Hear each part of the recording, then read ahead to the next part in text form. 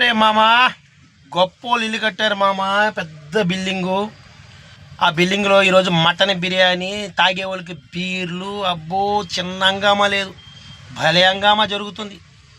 ఎందుకురా అలా హంగామా చేసి నీకు బాధ అంటే, నేను కూడా ఒక ఇల్లు 5-6 సంవత్సరాల కింద ఇల్లు స్టార్ట్ చేశా.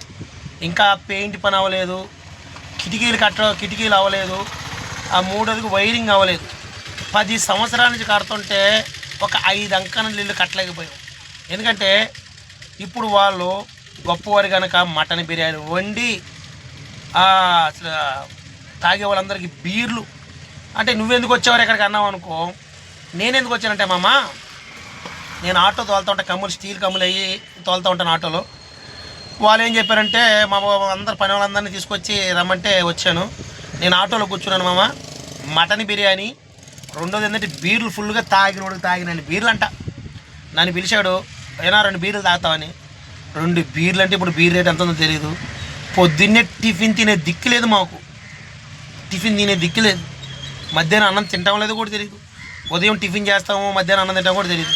కానీ వాళ్ళు మాత్రం హంగామాగా నాయన మటన్ బిర్యానీ. డబ్బున్నోడే, డబ్బు లేనోడే. అయితే నేనేం చెప్తానంటే, ఏదైనా కొంచెం హుషారుగా ఉండాలి. హుషారంటే మామూలు హుషారు కాదు, ఈ విధంగా ఉండాలి.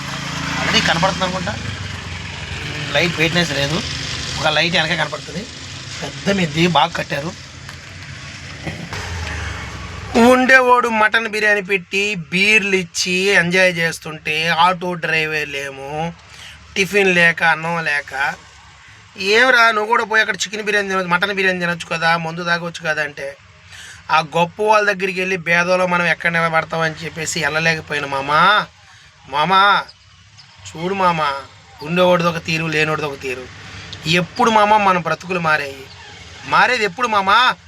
ఒకరోజు మారుతుందిలే మామ, నాకు తెలుసు. ఎందుకంటే మనుషులు మనల్ని లెక్క చేయకపోవచ్చు, కానీ దేవుడు అనేవాడు ఉన్నాడు. ఒకరోజు ఖచ్చితంగా మనకు కూడా న్యాయం జరుగుతుంది.